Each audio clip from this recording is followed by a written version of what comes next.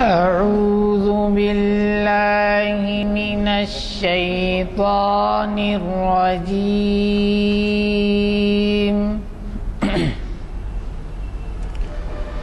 بسم الله الرحمن الرحيم.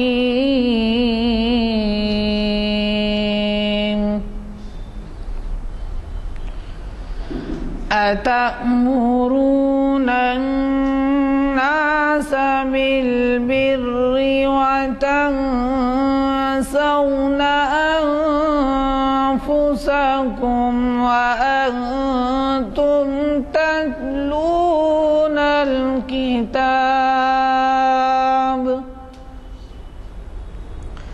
أفلا تعقلون. واستعينوا بالصبر والصلاة وإنها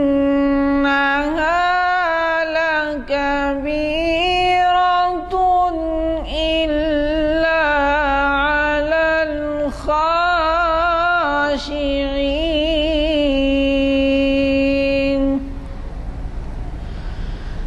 الذين يظنون أنهم ملاقو ربهم وأنهم إليه راجعون. صدق الله العظيم. کا دوسرا آئٹم بعنوان عصر حاضر میں اسلامی قانون کی نافعیت. آپ تو جانتے ہیں نافع، منافع، نافع، منفعت، یہ سب. تو اس سے اسلامی قانون کے مفادات کیا ہیں، فائدے کیا ہیں، اس پر آج ہمیں ڈاکٹر سید اسلام الدین مجاہد تاریخ اسلام کی 581ویں نشست کو مخاطب کر رہے ہیں، اور یہ عنوان انہی کا دیا ہوا ہے. اور یہ نشست ہو رہی ہے آج 12 جنوری 2013 عیسوی مطابق 29 صفر 1434 ہجری بروز ہفتہ بعد نماز عصر جامع مسجد عالیہ کے کانفرنس ہال میں. اس نشست کا آغاز خوشیلان قرات حافظ و قاری عمران احمد صاحب کی قرات سے ہوا، عرفان احمد صاحب کی قرات سے ہوا، اور خادم محفل غلام یزدانی آپ سے مخاطب ہیں. حضرات، یہ اتفاق ہے کہ 3 دن کا جو جشن بہارام منایا جا رہا ہے اسپرنگ آف اسلام کے عنوان سے نظام کالج میں آپ کے پڑوس میں، اسے آج ہی ڈاکٹر سید اسلام الدین مجاہد صاحب نے مخاطب کیا ہے. ہمیں بڑی خوشی ہوتی ہے کہ اس معیار کے ہمارے خطاب کرنے والے ہم سے تعاون کرتے ہیں اور ہمارے فائدے کے لیے وہ والہانہ خدمات انجام دیتے ہیں. آپ ہی اندازہ لگائیے کہ ساری دنیا میں اس وقت اسلام کا بول بالا ہو رہا ہے، اور ایسے موقع پر یہ بہار اسلام کانفرنس جو منعقد کی جا رہی ہے، اس سے بھی ہمیں کافی استفادے کا موقع ہے. کل میں نے بھی شرکت کی تھی. 3 دن کا پروگرام ہے. جو حضرات نہ جا سکے ہوں کم از کم کل اتوار کا دن ہے وہ ضرور شرکت کریں، کیونکہ آل انڈیا سے نامور مقررین اور علماء اس میں شرکت کر رہے ہیں. وہ تو اتنا فاصلہ طے کر کے آتے ہیں، اور ہم یہاں رہ کر بھی اگر اس سے استفادہ نہ کریں تو یہ نامناسب بات ہے. تو میں سمجھتا ہوں کہ یہ ہمارا جو اگلا بلیٹن ہے 462 نمبر کا، اس کے 2 آئٹم اور باقی رہ گئے ہیں، اور اس میں جناب اقبال احمد انجینئر صاحب امن کے لیے شریعت یا جمہوریت کے عنوان سے وہ مخاطب کر رہے ہیں۔ شریعت انفارمیشن سروس کی 474ویں نشست کو پیر کے دن اسی جگہ پر اور اسی ٹائم پر، اور اسی طرح سے آپ کے جانے مانے اقبالیات کے اسکالر جناب سید امتیاز الدین صاحب محفل اقبال شناسی کی 697ویں نشست کو مخاطب کر رہے ہیں۔ اقبال کی ایک نظم کا تجزیہ وہ 16 جنوری کو ہے۔ رسول الامین فاعوذ باللہ من الشیطان الرجیم بسم اللہ الرحمن الرحیم یا ایھا الناس انا خلقناکم من ذکر وانثی وجعلناکم شعوبا وقبائل لتعارفوا ان اکرمکم عند اللہ اتقاکم، صدق اللہ العظیم۔ ساری حمد و ستائش اور ساری کبریائی اس خالق و کون و مکان کے لیے سزاوار ہے جس نے اس کائنات کو وجود بخشا۔ درود و سلام تمام انبیاء اور مرسلین اور بالخصوص حضرت محمد مصطفیٰ صلی اللہ علیہ وسلم پر کہ جنہوں نے اللہ کے حکم سے سارے انسانوں کو صحیح انداز میں جینے کا سلیقہ سکھایا۔ قابل احترام محترم جناب غلام یزدانی صاحب، بزرگان ملت اور عزیز نوجوان ساتھیوں، آج جیسا کہ میرا عنوان ہے اسلام عہد حاضر میں اسلامی قانون کی نافعیت، ہم اور آپ اس بات سے بخوبی واقف ہیں کہ انسانی معاشرے میں قیام امن ایک لازمی حیثیت رکھتا ہے۔ جسم و جان کا جو رشتہ ہے، اسی طریقے سے معاشرے میں امن کا قیام ضروری ہے۔ کوئی معاشرہ جہاں پر طوائف الملکی پھیل جائے، انارکی پھیل جائے، اس معاشرے کے اندر انسانی جان، ان کا مال، ان کی عزت و آبرو کی کوئی ضمانت نہیں دی جا سکتی ہے۔ چنانچہ ہر دور میں لوگوں نے قانون کی حکمرانی اور قانون کی بالادستی کو تسلیم کیا ہے۔ وہ دور جسے ہم دور فطرت بھی کہہ سکتے ہیں، ایسے وقت بھی لوگوں نے کچھ اپنے ضابطے بنائے تھے، کچھ اصول بنائے تھے قانون فطرت کے نام سے، اور اس کے مطابق وہ زندگی گزارتے رہے۔ لیکن جیسے جیسے زمانہ ترقی کرتا گیا، ہم دیکھ رہے ہیں کہ مختلف ممالک میں قانون بنایا گیا قانون ساز اداروں کی جانب سے، اور قانون کی تحفظ، قانون کی تشریح ملک کی عدالتیں کرتی رہی ہیں۔ چنانچہ آج کوئی ملک ایسا نہیں ہے کہ جس کا اپنا کوئی قانون نہ ہو۔ ہر مملکت اور ہر ملک اور ہر قوم کے لیے بہرحال ایک قانون بنایا گیا، اور ہر شہری سے اس بات کی توقع کی جاتی ہے کہ وہ قانون پر عمل کرے گا، قانون کی خلاف ورزی نہیں کرے گا۔ اگر قانون کی خلاف ورزی ایک فرد کرے گا تو لازمی چیز ہے کہ دوسرا بھی رد عمل کے طور پر اس کی خلاف ورزی کرے گا، جس سے معاشرے میں ایک انتشار کی کیفیت پیدا ہو جاتی ہے۔ چنانچہ ہم دیکھ رہے ہیں کہ دور حاضر میں قانون کی عدالتیں بھی موجود ہیں، قانون کو نافذ کرنے والی ایجنسیاں بھی موجود ہیں، لیکن اس دور کا سب سے بڑا المیہ یہ ہے کہ ان تمام چیزوں کے ہوتے ہوئے بھی معاشرے میں وہ امن قائم نہیں ہو سکا جس کی خواہش اور آرزو آج کا ہر انسان رکھ رہا ہے۔ ہر طرف عدل حکمی، قانون کی خلاف ورزی، ایک دوسرے کے حقوق کو غصب کر جانا، بلکہ انتہا یہ کہ ایک دوسرے کے جان کے لوگ دشمن بنے ہوئے ہیں۔ حتیٰ کہ ہم دیکھ رہے ہیں کہ ایک چلتی پھرتی بس میں ایک لڑکی کی عصمت ریزی کی جاتی ہے، دیکھنے والی آنکھیں دیکھتی بھی ہیں، وہ لوگ تڑپتے ہیں سڑک پر گر کر، لیکن کوئی انہیں دواخانے بھی نہیں پہنچاتا ہے، اور قانون بھی اپنا وہ کام نہیں کرتا جو اسے کرنا چاہیے۔ یہ ساری باتیں ہم اخبارات میں پڑھے ہیں۔ 16 دسمبر کو ہمارے اپنے ملک کی راجدھانی میں کیا ہوا کہ شام کے وقت میں ایک لڑکی کی عصمت ریزی ہوئی، 5 انسان نما درندوں نے نہ صرف اس کی عصمت ریزی کی بلکہ اس پر اس قسم کے ظلم کی انتہا کر دی کہ اس ظلم کے بعد، جبر کے بعد اسے بس میں سے پھینک دیا گیا۔ پھینک ہی نہیں دیا گیا بلکہ اس کو بس سے کچلنے کی کوشش کی گئی۔ اور پھر اس کے بعد یہ واقعہ کوئی جنگل میں نہیں ہوا، کوئی ویرانے میں نہیں ہوا، بلکہ آپ نے اخبارات میں پڑھا وہ جو نوجوان بچ گیا اس نے کہا کہ ہم 45 منٹ تک سڑک پر برہنہ پڑے رہے، ہمارے جسم پر ایک کپڑے کا ٹکڑا نہیں تھا. لوگ آتے تھے، دیکھتے تھے، افسوس کرتے ہوئے گزر گئے. 45 منٹ کا وقفہ گزر گیا اور اس کے بعد پولیس آئی، اور پولیس آ کر بھی یہ بحث و تکرار میں تھی کہ یہ علاقہ کس کے اس میں آتا ہے، کون سے پولیس اسٹیشن کے تحت آتا ہے، انہیں کدھر لے جانا چاہیے. نتیجہ کیا ہوا کہ ایک نوجوان لڑکی جو پیرامیڈیکل کورسز کی اسٹوڈنٹ تھی، جو ایک اپنا بڑا تابناک مستقبل بنانا چاہتی تھی، اس کے افراد خاندان اس سے بڑی توقعات رکھے تھے، لیکن آپ نے دیکھا کہ وہ لڑکی جو 16 دسمبر کو جس کی عصمت تار تار کر دی گئی، 29 دسمبر کی اولین ساعتوں میں جبکہ ہندوستان سو رہا تھا، وہ موت و حیات کی کشمکش میں جو ہے نا زندگی سے ہار گئی اور وہ دنیا سے رخصت ہو گئی.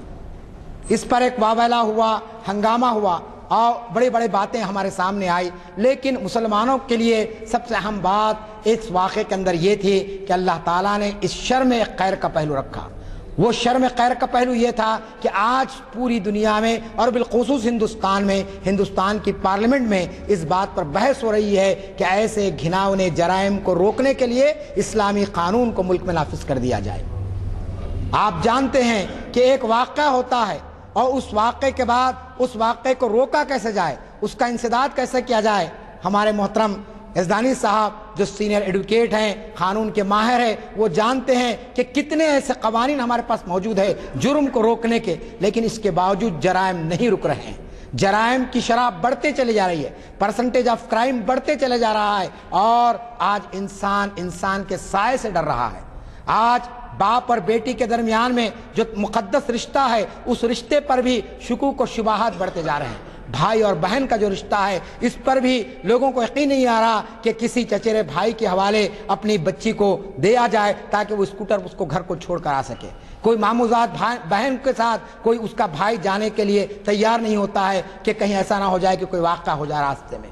تو یہ آپ جانتے ہیں کہ قانون کے ہوتے ہوئے، قاعدوں کے ہوتے ہوئے، ہر چیز کے ہوتے ہوئے، اس کے باوجود آج جرائم ہمارے معاشرے میں اس طریقے سے پنپ رہے ہیں کہ اندازہ نہیں کر سکتے ہم کہ آخر یہ انسان کو کیا ہو گیا کہ جو درندگی کے ایک ایسے مرحلے پر آ گیا کہ ہم جس جمہوری معاشرے میں رہتے ہیں.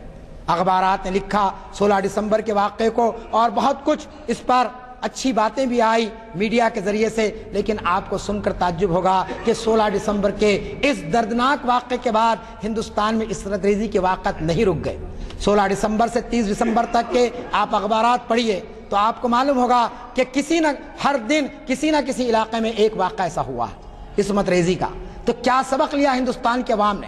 اس لڑکی سے جس کا ایک فرضی نام رکھا گیا امانت، اس لڑکی سے زبانی ہمدردی تو ہم کرتے رہے، اس واقعے پر مذمت کی جاتی رہی، لیکن جو لوگ ان واقعات کے عادی ہو گئے وہ تو اپنا جرم کرتے رہے. چنانچہ اسٹیٹسٹیکل جو ڈیٹا آیا ہمارے پاس وہ یہ ہے کہ ہر 5 منٹ میں ایک عصمت ریزی کا واقعہ اس ہندوستان میں ہوتا ہے. امریکہ سب سے آگے ہے اس معاملے میں اور ہندوستان بھی کوئی پیچھے نہیں ہے، بلکہ تیسرے نمبر پر ہمارا ملک آتا ہے جرائم کی شرح میں. تو یہ کیوں ہوا؟ یہ اس لیے ہوا کہ انسان نے اپنے پیدا کرنے والے کے قانون کو چھوڑ کر اپنے رسم و رواج کی بنیاد پر کچھ قوانین بنا لیے. اپنی طبیعت، اپنی خواہش اور اپنی کوشش کی بنیاد پر اس نے کچھ قاعدے وضع کر لیے اور یہ سمجھا کہ اس کے ذریعے سے امن قائم ہو جائے گا، اس کے ذریعے سے انسانی حرمت قائم ہو جائے گی، اس کے ذریعے سے احترام آدمیت کا جذبہ لوگوں میں پیدا ہوگا. لیکن آج پوری دنیا جس چیز سے پریشان ہے وہ دراصل انسان کے اپنے جرائم سے پریشان ہے. ہمارا ملک بیرونی خطروں سے اتنا پریشان نہیں ہے کہ کون سا ملک آئے گا حملہ کر دے گا، اس سے پریشان نہیں ہے، بلکہ اس بات سے پریشان ہے کہ ہمارا ملک کا نوجوان آج بگاڑ کی آخری منزل پر پہنچ گیا ہے. آج ہمارے ملک کے مختلف شعبوں سے تعلق رکھنے والے افراد میں قانون پر عمل آوری کا جذبہ ختم ہو گیا ہے. کون سا آفس اور کون سا دفتر ایسا ہے جہاں پر رشوت کا کاروبار نہ چلتا ہو؟ کون سا ایسا مقام ہے جہاں پر لوگ ایک دوسرے کے حقوق کو پامال نہ کرتے ہوں؟ کون سا ایسا انسانی طبقہ ہے جس کو یہ کہا جا سکے کہ اس کے ساتھ انصاف ہو رہا ہے؟ آپ جانتے ہیں ہمارے ملک میں آدیواسی رہتے ہیں، ہمارے ملک میں دلت طبقہ رہتا ہے.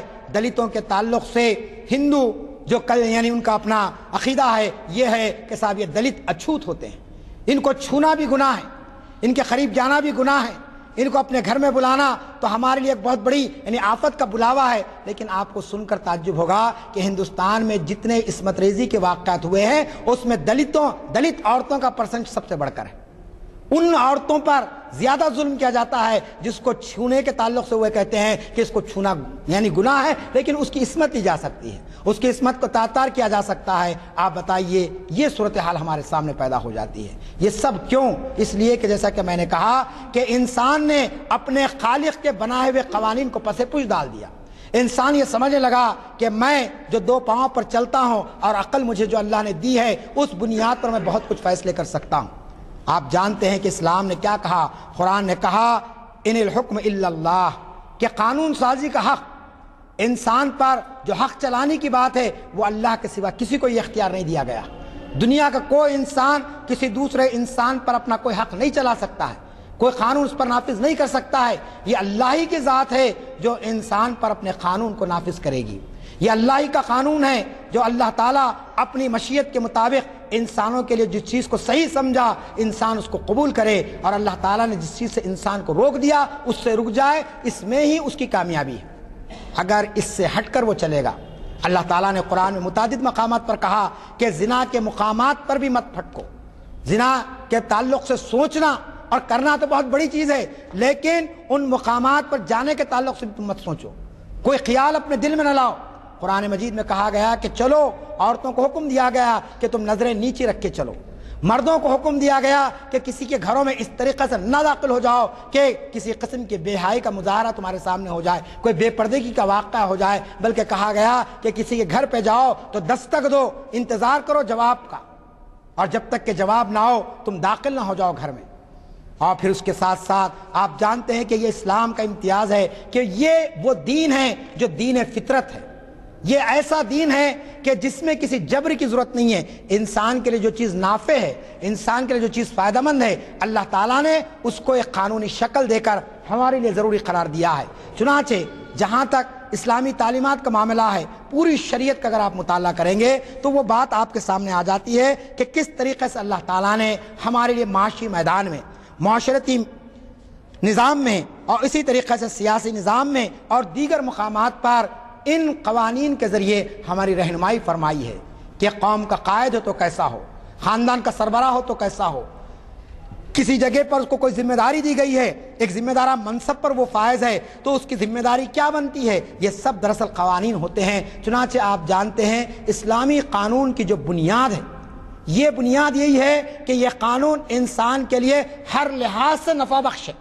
کہیں پر بھی آپ کو ایسا محسوس نہیں ہوگا کہ اس کے ذریعے سے انسان کو کوئی ضرر ہوتا ہے، کوئی نقصان ہوتا ہے.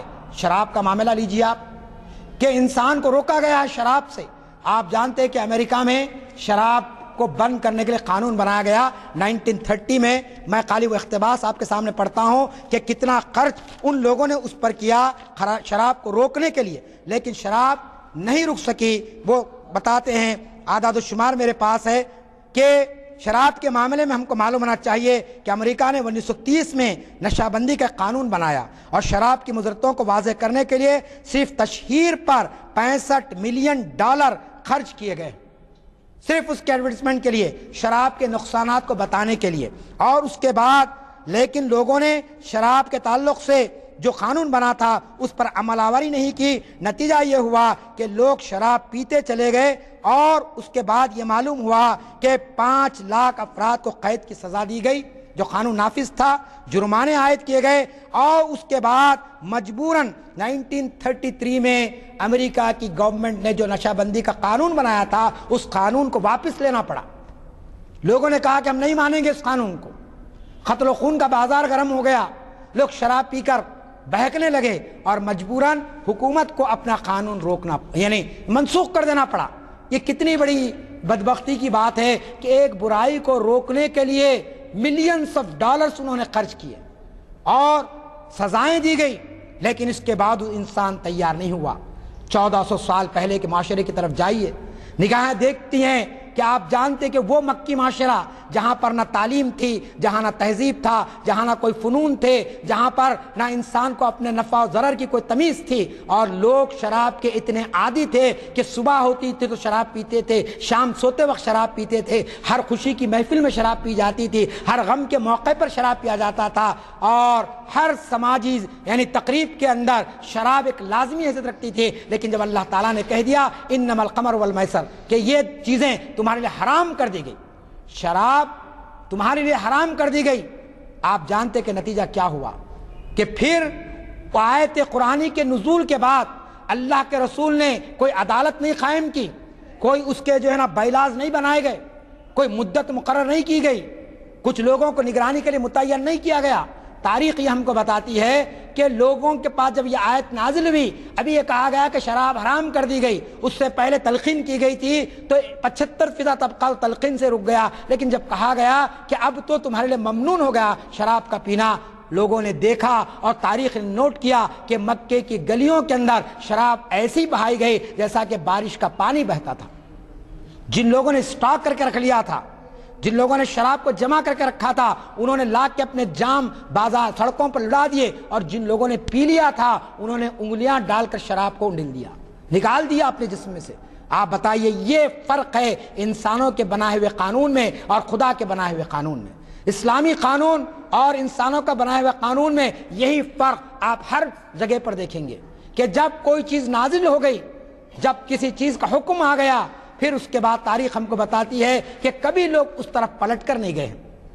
پردے کا حکم آیا، اللہ کے رسول پر آیت نازل ہوئی کہ اے نبی صلی اللہ علیہ وسلم امہات المومنین سے آپ کہہ دیجئے کہ وہ اپنے جو ہے نا پردے کا اہتمام کرے۔ ایک آیت سورہ نساء میں باضابطہ موجود ہے کہ کتنا پردہ کیا جائے، کیا عورت کا ستر ہے، کیا مرد کا ستر ہے۔ اس کے بعد تاریخ ہم کو بتاتی ہے کہ پھر مکے کی کوئی اہل ایمان صاحبہ یا اس کے بعد جتنی مسلم عورتیں تھیں کبھی وہ بے پردگی کی طرف راغب نہیں ہوئی، کوئی تصور نہیں کی۔ لیکن آج آپ جانتے ہیں کہ اتنے جرائم ہو رہے ہیں، اتنے جو ہے نا فحاشی اور عریانی کے مظاہر ہمارے سامنے آ رہے ہیں، لیکن اس کے باوجود ہم دیکھ رہے ہیں کہ بے پردگی بھی عام ہے، فحاشی کے اڈے بھی عام ہیں۔ تو معلوم یہ ہوتا ہے کہ جو لوگ قانون کے نافذ کرنے والے ہیں، جو لوگ قانون کے بنانے والے ہیں، وہ خود اس بات سے واقف نہیں ہیں کہ انسان کی نفسیات کو کس طریقے سے نیکی کی طرف لایا جائے، کس طریقے سے انہیں برائی سے روکا جائے۔ آپ جانتے ہیں ہر چیز قانون کے ڈنڈے سے نافذ نہیں کی جا سکتی ہے، ہر چیز کو قانون کے ذریعے نافذ نہیں کیا جا سکتا ہے۔ اسلامی قانون کی سب سے اہم ترین خصوصیت یہ ہے کہ اس قانون نے انسان کے ذہن و فکر کو بدلا۔ اسلامی قانون انسانوں کے جسم پر راست طور پر نافذ نہیں کیا گیا، بلکہ پہلے ذہن کو بدلا گیا، فکر کو بدلا گیا۔ اس کے بعد آپ دیکھتے ہیں کہ انسان خود بخود آمادہ ہوا اسلامی قانون کی طرف۔ آپ جانتے ہیں کہ ایک ان پڑھ عورت سے، ایک بڑھیا سے اسلامی تاریخ کا واقعہ ہے کہ اس عورت سے پوچھا وقت کے بادشاہ نے کہ تم مجھ سے کس بات کی توقع کرتی ہیں؟ اس ان پڑھ بڑھیا کا جواب یہ تھا کہ میں عہد فاروقی کا عدل دیکھنا چاہتی ہوں۔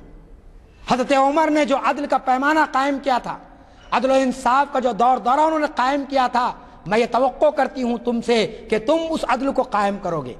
آپ جانتے ہیں کہ جمعہ کے خطبے میں امام صاحب جو آخری آیت پڑھتے ہیں، حضرت عمر رضی اللہ تعالیٰ عنہ نے اس کو جو ہے جمعہ کے خطبے میں شامل فرمایا، ان اللہ یامر بالعدل، کہ اللہ تعالیٰ تم کو حکم دیتا ہے کہ تم عدل کو قائم کرو۔ عدل اسلامی قانون کی سب سے پہلی بنیاد ہے کہ اگر عدل قائم ہوگا تو دنیا میں محرومی اور مایوسی اور پھر ایک دوسرے کے تعلق سے کسی قسم کا جو ہے نا تناؤ کی کیفیت نہیں رہے گی۔ آج انسانی معاشرہ ترس رہا ہے عدل کے لیے، مظلوم ترس رہا ہے کہ میرے ساتھ انصاف نہیں ہوا ہے، محروم ترس رہا ہے کہ میرے ساتھ انصاف نہیں ہوا ہے۔ ہم دیکھتے ہیں آج ہمارا معاشرہ ایسی اخلاقی دلدل میں پھنس گیا ہے کہ استاد شاگرد کے ساتھ عدل نہیں کر رہا ہے، باپ اولاد کے ساتھ عدل نہیں کر رہا ہے۔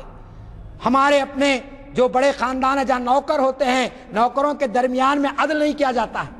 میں کہوں گا یہ کوئی بات ایسی ویسی نہیں ہے۔ آپ دیکھتے ہیں ہم بیٹے کو زیادہ چاہتے ہیں، عام طور پر بیٹیوں کے معاملے میں ہمارے لیے وہ محبت کے جذبات نہیں پیدا ہوتے جو جذبات اولاد ہونے کے ناطے پیدا ہونے چاہیے۔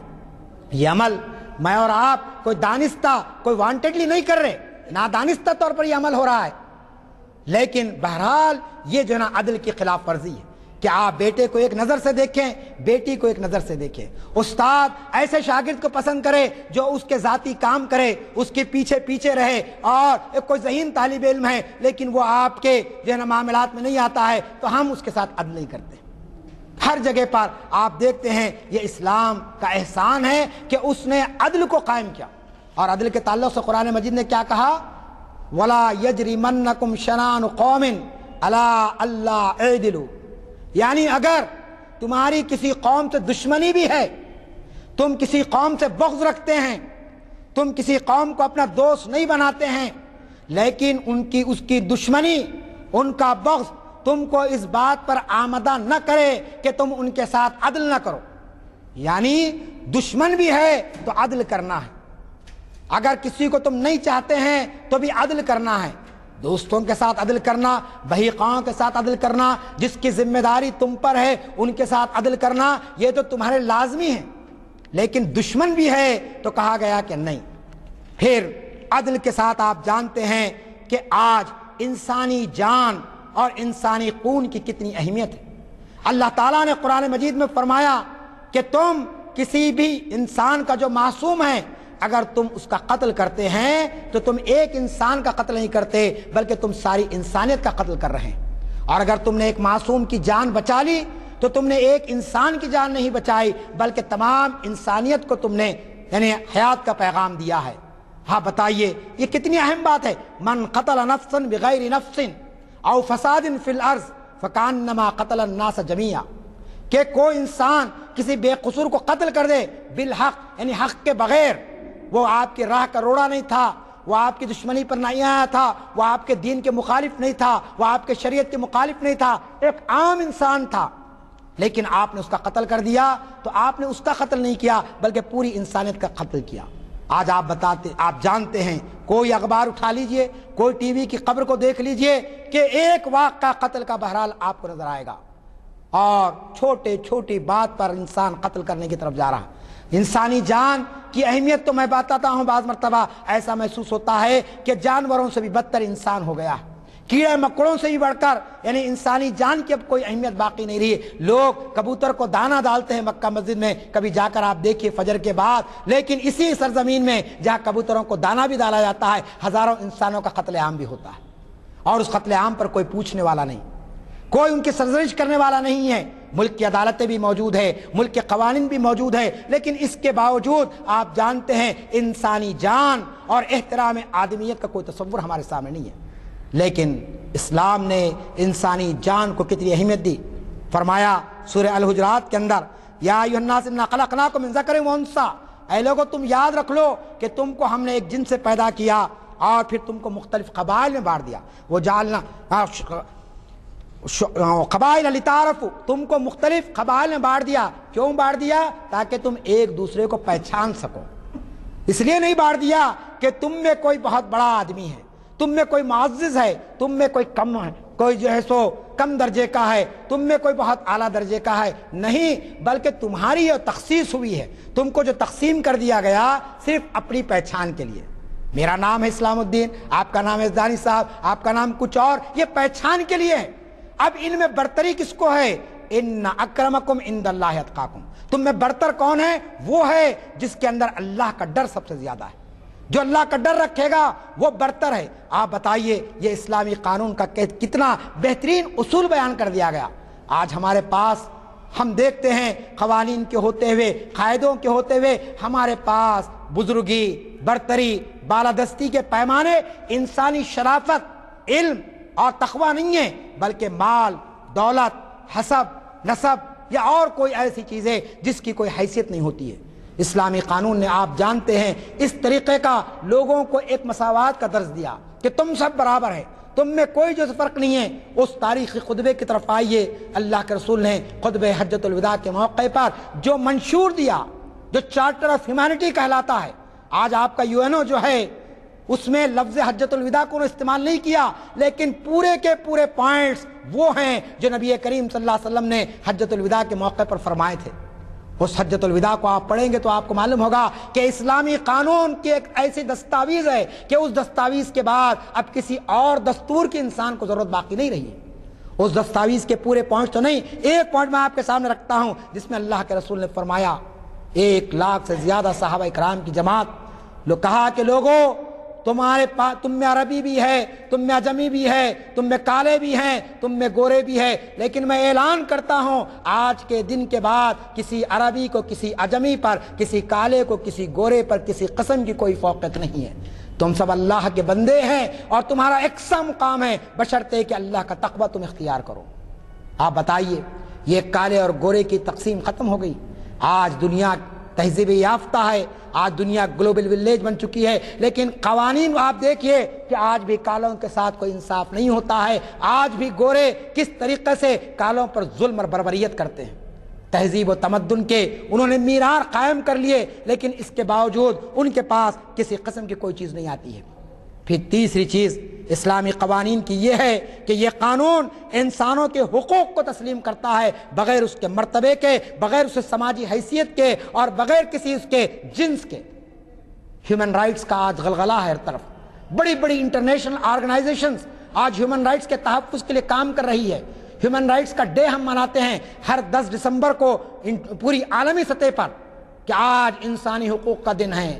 ہم عہد کرتے ہیں انسانوں کو بحیثیت انسان کے ان کے حقوق دیں گے، لیکن آپ جانتے ہیں کہ اسلامی قانون نے انسانی حقوق کے معاملے میں اپنے دائرے کو کتنا وسیع کر دیا۔ کہا کہ کسی قسم کا کوئی فرق نہیں ہے، ہر ایک کی جان، ہر ایک کی عزت نفس، ہر ایک کا مال، ہر ایک کا وقار کو ملحوظ رکھنا ہر ایک کی ذمہ داری ہے۔ کوئی آدمی چاہے وہ ان پڑھ ہو، چاہے وہ علم سے کوسوں دور ہو، لیکن وہ کمتر نہیں ہو سکتا اس کے مقابلے میں جو پڑھا لکھا ہے۔ بحیثیت انسان کے اس کے کچھ حقوق ہیں، وہ حقوق کو دینا پڑے گا۔ عورت اپنی کمزوریوں کے باوجود مرد کے معاملے میں اگرچہ کہ کچھ فطری حقوق اس کو دیے گئے، کچھ فطری ذمہ داریاں دی گئی، لیکن جہاں تک انسانی حقوق کی بات ہے عورت اور مرد کے حقوق برابر ہیں۔ تعلیم کا معاملہ اور پھر اسی طریقہ ذمہ داریوں کا معاملہ، اسلام نے ان کے درمیان میں کوئی تخصیص نہیں رکھی ہے۔ یہ بدقسمتی کی بات یہ ہے ہم اسلام کا نام لے کر عورتوں کے حقوق پر جو ہے نا ڈاکے ڈالتے ہیں۔ تعلیم سے لے کر وراثت تک، وراثت کا معاملہ آتا ہے، باپ کہتا ہے کہ میں نے حق دے دیا شادی کر کے، بھائی کہتا ہے کہ میں باہر گیا، میں نے 4 بیٹیوں بہنوں کی شادی کر دی، لہٰذا باپ کی پوری جائیداد کا میں حقدار بن گیا۔ کہاں کہاں ہم عورتوں کے حقوق کی پامالی کرتے ہیں۔ مسلمانوں کا معاملہ ہے، دیگر ابنائے وطن کا معاملہ تو الگ ہے کہ ان کے پاس کس طریقے سے جائیداد کی تقسیم عمل میں آتی ہے اور کس طریقے سے عورت کی شادی کو ایک بندھن تصور کر کے اسے مجبور کر دیا جاتا کہ وہ ایسے شوہر کے ساتھ زندگی گزارے جس کے ساتھ وہ 1 منٹ کے لیے رہنے کے لیے تیار نہیں ہوتی۔ 7 پھیرے کرنے کے بعد دنیا میں ان کا رشتہ ٹوٹ نہیں سکتا ہے، وہ عیاشی کر سکتا ہے، رات کے اندھیروں میں جا کر وہ اڈوں کو آباد کر سکتا ہے، لیکن وہ دوسری شادی نہیں کر سکتا۔ آپ بتائیے، اسلام نے اجازت دی ہے شرائط کے ساتھ، پابندیوں کے ساتھ، کہ اگر کوئی ایسی صورتحال پیدا ہوتی ہے تو مرد آزاد ہے 1 سے زائد شادی کرنے کے لیے۔ یہ اسلامی قوانین ہے۔ یہ اسلامی قوانین اگر نہ ہوتے تو آپ اندازہ کر سکتے ہیں کہ معاشرے کے اندر کتنا بگاڑ آ جاتا، کتنی تباہی آ جاتی۔ اگر اسلام یہ قانون رکھ دیتا، ایک شادی ہو گئی اور شادی کے کچھ دنوں کے بعد شوہر کا انتقال ہو جاتا، ایکسیڈنٹ کا شکار ہو جاتا اور عین جوانی میں لڑکی بیوہ ہو جاتی، اور اس کے بعد کوئی قانون یہ نہیں ہوتا کہ بیوہ کی شادی کی جائے، آپ جانتے کہ پورے تو پورے نہیں، کم از کم 20 تا 25% عورتیں تو بھٹک سکتی تھی، کیونکہ معاشرے کے اندر بگاڑ ہے، معاشرے کے اندر برائیاں ہیں، اور کوئی گھرانہ کوئی خاندان اس طریقہ سے محفوظ نہیں رہ سکتا ہے۔ لیکن اللہ کا شکر ہے کہ اسلام نے اجازت دی ہے، عورت کو خلا کی اجازت دی ہے، عورت اپنے طور پر فیصلہ لے سکتی ہے۔ اس سے بڑھ کر آزادی کیا ہے؟ آپ جانتے ہیں کہ نکاح کی محفلوں میں لڑکی سے پوچھنا پڑتا ہے، اور لڑکی جب تک ہاں نہ کہے اس لڑکی کا نکاح اس لڑکے سے نہیں کیا جا سکتا۔ قاضی رہے، ولی رہے، سب کچھ رہے، لیکن لڑکی جب تک کہ رضامند نہ ہو۔ آپ بتائیے اسلامی قانون کا کتنا بڑا احسان ہے انسانیت پر، اس کی نافیت اور اس کی اہمیت اور اس کی معنویت کو دنیا انکار نہیں کر سکتی ہے، کیونکہ آج عورتوں کے حقوق کے معاملے میں، بچوں کے حقوق کے معاملے میں، سماج کے محروم طبقات کے معاملے میں پھر تیسری بات اور ایک اہم پوائنٹ کہ اسلامی قانون وہ ہے جس میں توازن ہے، جس میں اعتدال ہے۔ یہ قانون ایسا نہیں ہے کہ انسان کو آبادیوں سے نکال کر جنگل کی طرف لے کر چلے جائے۔ اسلامی قانون وہ نہیں ہے جو انسان کو زندگی کی تگ و دو سے فرار کا راستہ اختیار کرنے پر مجبور کر دے، بلکہ اسلامی قانون وہ ہے جو انسانی آبادی میں رہتے ہوئے آپ کو اس بات کی تلقین کرتا ہے کہ آپ اللہ سے ڈرتے ہوئے زندگی بسر کرو، آپ کوئی ایسا کام نہ کرو جس سے اللہ ناراض ہو جائے۔ آپ جانتے ہیں کہ انسان کی زندگی میں بیلنس بہت ضروری ہے۔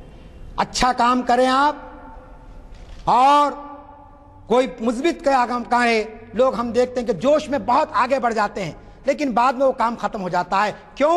اس لیے کہ اس کے اندر توازن نہیں ہوتا ہے، اس کے اندر اعتدال نہیں ہوتا ہے۔ اسلامی قانون پورا کا پورا آپ دیکھیں گے کہ اس میں ایک قسم کا توازن ہے۔ مرد کے حقوق کا بھی تحفظ کیا گیا، عورتوں کے حقوق کا بھی تحفظ کیا گیا، بچوں کے حقوق کا بھی تحفظ کیا گیا، محروموں اور مظلوموں کے حقوق کا بھی تحفظ کیا گیا، حتیٰ کہ ظالموں کے ساتھ بھی انصاف کیا گیا۔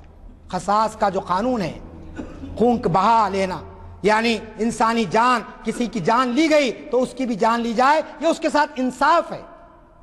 اگر اس قسم کا قانون آپ نافذ کریں گے پھر آپ دیکھیں گے کہ کس طریقے سے معاشرے کے اندر سے برائیاں اور معاشرے کے اندر سے مختلف قسم کی خرابیاں دور ہو سکتی ہے۔ میں آپ سے یہ کہنا چاہتا ہوں کہ ہماری یہ ذمہ داری ہے، ہم بحیثیت ایک مسلمان کے ہم خود پہلے اسلامی قانون کو پڑھیں۔ آپ جانتے ہیں کہ اسلام محض ریچول کا مذہب نہیں ہے، رسم و رواج ہے، کچھ کر لیے بس، کچھ عبادات ہے کر لی جائیں، کچھ رسوم ہے اس کو ادا کر لیا جائے۔ آپ اور میں سنتے ہیں ہمارے مفکرین سے، علماء سے، کہ اسلام ایک ضابطۂ حیات ہے، اسلام ایک وے آف لائف ہے۔ اس وے آف لائف کے اندر قانون کی بڑی اہمیت ہے۔ انسان قانون پہ چلے گا تو امن قائم رہے گا، انسان قانون پہ چلے گا اپنے حقوق کا مطالبہ کر سکے گا، انسان قانون سے واقف ہوگا، اپنی ذمہ داریوں کو ادا کرے گا۔ لہذا آج ہماری ذمہ داری ہے، ہم اسلامی قانون کے معاملے میں اب ہم کو کسی قسم کے گھبراہٹ کی ضرورت نہیں ہے۔ ایک زمانہ تھا کہ لوگ ڈرتے تھے کہ صاحب اگر ہم یہ کہہ دیں گے کہ صاحب قاتل کو بہرحال سزا دی جائے، سزائے موت، اس کو پھانسی کے پھندے پر چڑھا جائے، لیکن آج آپ جانتے ہیں کہ مسلمان نہیں، غیر مسلم سیاستدان، غیر مسلم دانشور آج یہ کہہ رہے ہیں کہ سزائے موت نہیں بلکہ سنسار کیا جائے۔ جو واقعہ ہوا 16 دسمبر کا یا اسی قسم کے جو واقعات ہوں گے عصمت ریزی کے، اسلام نے سنساری کی سزا رکھی۔ کیوں رکھی؟ کہ اگر پھانسی پہ چڑھا دیا جائے تو اس کو اتنی تکلیف نہیں ہو سکتی ہے جتنی تکلیف سنسار کرنے سے ہوگی، اور جب جسم پر ایک ایک پتھر جا کر لگے گا تو اسے اندازہ ہوگا کہ اس نے کتنی بربریت کا کام کیا تھا، کتنا ظالمانہ کام کیا تھا، جس کی تکلیف کو محسوس کرے گا۔ اور دنیا اس نظارے کو دیکھے گی تو دیکھنے والوں کی آنکھیں پھر کبھی جو نا اس جرم کی طرف نہیں جائیں گی۔ اس کے پیچھے یہی فلسفہ ہے دراصل۔ تو آج ضرورت اس بات کی ہے کہ ہم جنسی جرائم کو روکنے کے لیے اور پھر یہ شراب کی لعنت کو روکنے کے لیے، سود کی لعنت کو روکنے کے لیے، عورتوں کے حقوق کے تحفظ کے لیے اور دیگر معاملات میں ہمارے لیے ضرورت ہے کہ ہم اسلامی قانون کو نافذ کریں۔ میں آخری ایک واقعہ بیان کر اپنی گفتگو ختم کرنا چاہتا ہوں۔ آپ کہیں گے کہ صاحب اسلامی قانون کیا ہے، آخر اس کا کیا نظارے دنیا کو ہم بتا سکیں گے؟ آپ کو بتاؤں، عہد فاروقی کا دور ہے، حضرت عمر رضی اللہ تعالیٰ عنہ خلیفہ ہیں، اور ایسے خلیفہ کہ 10 لاکھ مربع میل پر جن کی خلافت ہے، اور رات میں آپ نکلے ہیں آبادی کے اندر دیکھنے کے لیے کہ ریا کا کیا حال ہے۔ ایک دروازے کے پاس رک جاتے ہیں تو اندر ماں اور بیٹی کی بات چل رہی ہے۔ ماں بیٹی سے کہہ رہی ہے کہ بیٹی آج بھینس نے یا گائے نے دودھ کم دیا ہے، اس دودھ میں کچھ پانی ملا دے تاکہ دودھ کی مقدار بڑھ جائے۔ بیٹی کا جواب کیا تھا؟ یہ اسلامی قانون ہے کہ بیٹی کا جواب یہ تھا کہ ماں، خلیفہ وقت کا کیا یہ حکم نہیں ہے کہ کسی چیز میں ملاوٹ نہ کی جائے، اور تو مجھ سے کہتی ہے کہ میں دودھ میں پانی ملا دوں؟ اس ماں کا جواب یہ تھا کہ اے بیٹی، تو کیا سمجھ رہی ہے کہ خلیفہ ہمارے دروازے پر کھڑا ہوا ہے یا خلیفہ ہماری آواز سن رہا ہے؟ پانی ملا دے تاکہ ہم کو قیمت زیادہ آ سکے۔ اس بیٹی کے جواب پر آپ قربان ہو جائیے۔ اس بیٹی نے کیا جواب دیا؟ اس بیٹی نے کہا، ماں اگر خلیفہ وقت نہیں دیکھ رہا تو کیا ہوا؟ وہ خالق کائنات تو دیکھ رہا ہے، جو کالی رات میں کالے پہاڑ پر چلتی ہوئی کالی چونٹی کو دیکھ سکتا ہے، تو کیا وہ تمہارے اور میرے اس عمل کو نہیں دیکھ سکتا؟ یہ تصور اسلامی قانون نے دنیا کو دیا ہے۔ اسی تصور کی بنیاد پر آج کے معاشرے کے جرائم کو آپ روک سکتے ہیں۔ آپ کہیں گے کہ 1400 سال پہلے کی بات ہے، آج کے معاشرے کی بات کیجئے۔ میں آج کے معاشرے کی بات کر کے ختم کرتا ہوں۔ رمضان کا مہینہ شروع ہوتا ہے، آپ مجھے بتائیے، معصوم بچے ہوتے ہیں، 7 اور 8 سال کے بچے اپنے بزرگوں کے ساتھ روزہ رہتے ہیں، اسکول کو جاتے ہیں، پڑھتے لکھتے ہیں اور آتے ہیں، نڈھال ہو جاتے ہیں، لیکن کوئی معصوم بچہ اپنے حلق سے ایک گھونٹ پانی بھی اتارنے کے لیے تیار نہیں ہوتا ہے۔ آخر وہ کون سی طاقت ہے اس کے اندر؟ آخر وہ کون سی ایمانی حرارت ہے؟ ماں باپ بعض مرتبہ کہتے ہیں کہ بیٹا تو نڈھال ہو گیا، پانی پی لے، تیرے پہ روزہ فرض نہیں ہے، لیکن بیٹا کہتا ہے کہ میں اللہ کے لیے روزہ رکھا ہوں اور میں روزے کو نہیں توڑتا ہوں۔ آپ بتائیے، یہ اسلامی قانون ہے؟ کوئی نگاہ دیکھنے والی نہیں ہوتی ہے۔ دنیا کی تاریخ میں کوئی نہیں کہہ سکتا ہے کہ کسی معصوم بچے نے حالت روزہ میں پانی پی لیا ہو اور اپنے ماں باپ کو یا دوستوں کو کہا ہو کہ میں روزے سے ہوں۔ بڑے لوگوں کو ہم دیکھتے ہیں بعض مقامات پر روزے کا افطار کا معاملہ ہوتا ہے تو کہہ دیتے ہیں کہ ہم روزہ نہیں ہیں، ہم مجبور ہیں روزے سے، لیکن کبھی کوئی یہ نہیں کہے گا روزہ نہیں رہ کر کہ میں روزے سے ہوں۔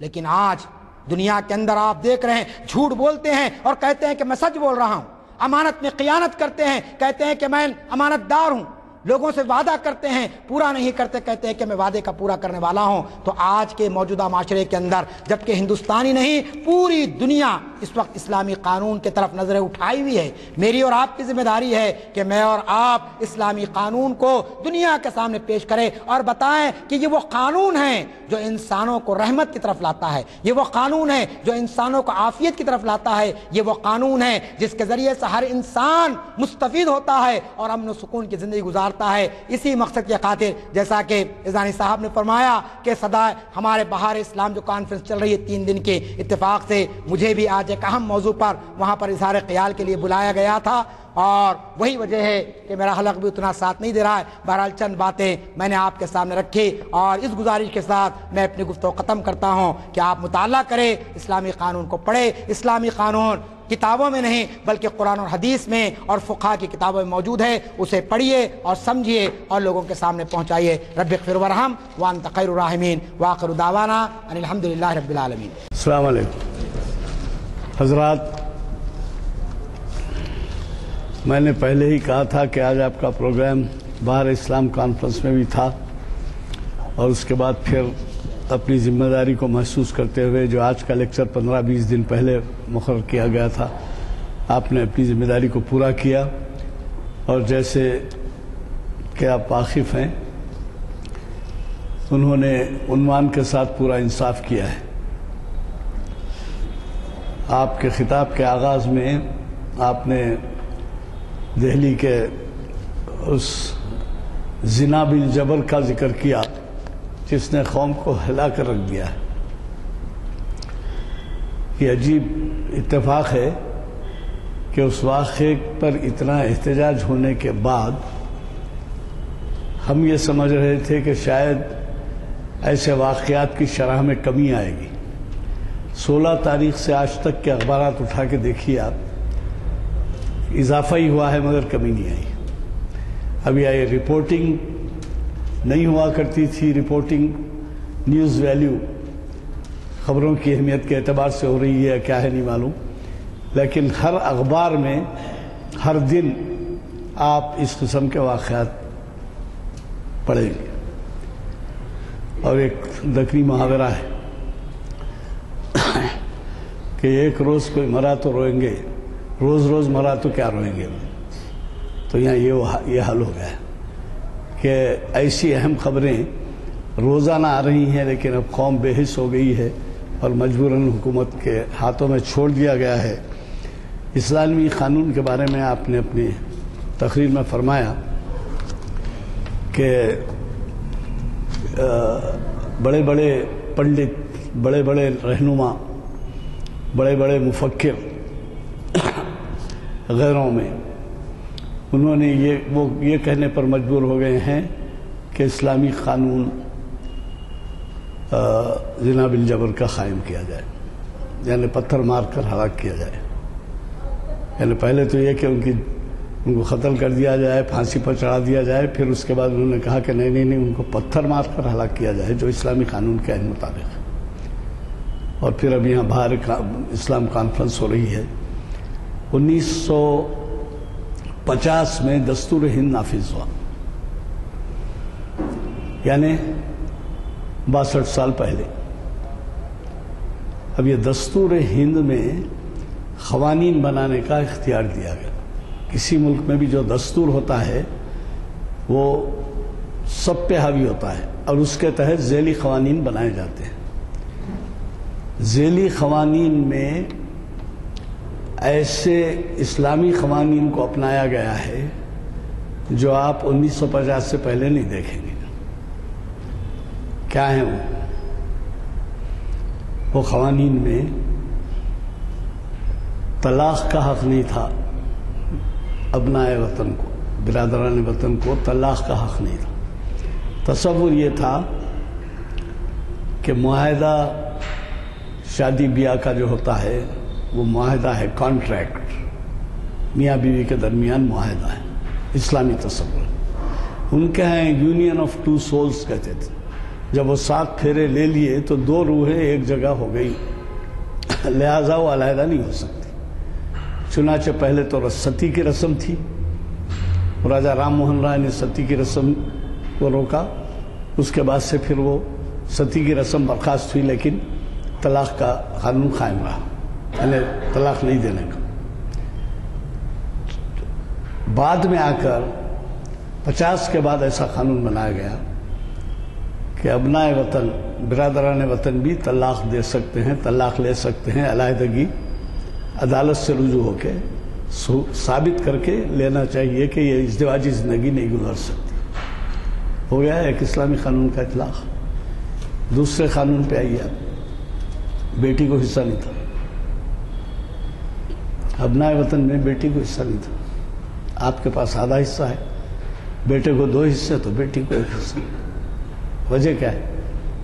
بیٹی کو دوسرے گھر سے بھی ملتا ہے، وہ جو شوہر کے پاس جاتی ہے تو شوہر کو جو ملے گا تو ظاہر ہے وہ میاں بیوی کا حصہ رہے گا۔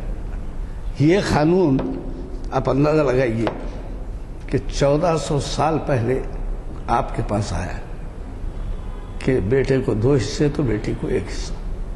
اور اب جو ہے ہندو قانون میں سکسیشن ایکٹ کہتے ہیں اس کو، وہ جو قانون بنا ہندو میرج اینڈ ڈائیورس ایکٹ، اور یہ جو قانون بنا ہندو سکسیشن ایکٹ۔ سکسیشن ایکٹ میں یہ رکھا گیا ہے کہ بیٹی کا بھی حصہ ہے۔ اب میں کیا کہوں آپ سے اور کیا کیا کہیں، یہ آہستہ آہستہ اڈاپٹ ہوتے جا رہا ہے اسلامی قانون۔ شکریہ، نافذ ہوتا جا رہا ہے۔ چنانچہ اب جو بات آ رہی ہے وہ یہی آ رہی ہے کہ اسلامی قانون اس مرض کے لیے بہت بہتر ہے کہ قوم جو بگڑ رہی ہے اس کا ایک ہی علاج ہے کہ جو ہے وہ قانون نافذ کیا جائے۔ یہی نہیں بلکہ جیسے کہ آپ نے واضح کیا، وہ منشور جو کہ سرکار دو عالم صلی اللہ علیہ وسلم سے نے اپنے آخری خطبے میں سب کے سامنے ببانگ دوحل اعلان کیا تھا، اس منشور کی بنیاد پہ آج کئی دنیا کے دستور بنے ہیں۔ ایکویلٹی، آج بھی ہمیں ایسے احباب ملیں گے، ایسے حلقے ملیں گے غیر مسلموں کے جو یہ کہتے ہیں کہ آپ کا سب سے طاقتور ہتھیار مساوات ہے۔ مساوات کی جو ایک ہی صف میں کھڑے ہو گئے محمود و ایاز، نہ کوئی بندہ رہا اور نہ کوئی بندہ نماز۔ اب وہاں جو ہے لڈو کی بھی قیمت ہے، لڈو بڑا خرید سکتا ہے، پوجا کے بعد چھوٹے لڈو کے خدام الگ ہیں، بڑے لڈو کے الگ ہیں، فلاں کے الگ ہیں۔ مساوات کا بڑے لوگوں کے لیے دروازے الگ ہیں داخل ہونے کے، چھوٹے لوگوں کے لیے دروازے الگ ہیں۔ تو اس طریقے سے میں نہیں کہتا کہ دیگر مذاہب کے بارے میں کیا حال ہے، لیکن یہ ہے کہ مساوات کا ہمارے پاس یہ عالم ہے۔ آپ اندازہ لگائیے 1400 سال پہلے جو قانون نافذ ہوا ہے آپ کا، اس قانون میں زیر زبر کی ترمیم نہیں ہوئی، زیر زبر کی ترمیم نہیں ہوئی۔ اور دنیا کے کوئی دستور آج ایسے نہیں ہیں جس میں ترمیمات نہیں ہوئی ہیں۔ اب دوسروں کی مثال تو میں آپ کو کیا دوں، ہمارا دستور جو 1950 میں نافذ ہوا ہے اس میں اب تک 120 ترمیمات ہوئی ہیں، 120 62 سال، اور وہاں یہ ہے کہ وہ ایک بھی ترمیم نہیں ہوئی۔ اب جب آپ کو اللہ تعالیٰ نے ایسی نعمت سے نوازا ہے اور اس کے اثرات آپ دیکھ رہے ہیں کہ دنیا تمام میں آپ کے اصولوں کی، آپ کے مذہبی عقائد کی تشہیر اور عمل ہو رہا ہے، تو اپنے آپ کو بھی جانچ لے کہ آپ کس جگہ کھڑے ہیں اور کیا آپ سے یہ دنیا توقع کر سکتی ہے کہ آپ عملی ثبوت دیں گے ان تمام اصولوں کی پابندی کرتے ہیں۔ سب سے بہترین تبلیغ کا طریقہ ابھی آج اخبار میں شاید دیکھا میں، کل عنوان میں، وہ یہ ہے کہ آپ اگر اسلامی اصولوں پہ عمل پیرا ہوں تو اس سے بڑی تبلیغ کا کام اور کوئی اس سے بڑا نہیں ہو سکتا۔ اگر آپ خود عمل پیرا ہو جائیں تو یہی سب سے بڑی تبلیغ ہے۔ بہرحال باتیں تو بہت ہیں، ہم سب کی جانب سے ہمارے مقرر صاحب کے لیے تہنیت پیش کرتا ہوں کہ انہوں نے ہمیں زحمت کر کے خطاب کیا۔ یہ محفل ایسی ہے جس کا عبادت کا درجہ ہے، اس لیے شکر ان کا نہیں ہے، اللہ کا شکر ہے کہ ہمیں ایسی محفل میں اس نے شرکت کا موقع دیا۔ میں ہمارے مقرر صاحب سے دعا کی گزارش کرتا ہوں۔ اللهم صل على سيدنا نبينا مولانا محمد وعلى وسلم ربنا آتنا في الدنيا حسنة وفي الآخرة حسنة وقنا عذاب النار اللهم إنك عفو كريم تحب العفو فاعف عني يا كريم ربنا ظلمنا أنفسنا وإن لم تغفر لنا وترحمنا لنكونن من الخاسرين رب اغفر لي ولوالدي وللمؤمنين يوم يقوم الحساب ربنا هب لنا من أزواجنا وذرياتنا قرة أعين واجعلنا للمتقين إماما سبحان ربك رب العزة عما يصفون وسلام على المرسلين والحمد لله رب العالمين۔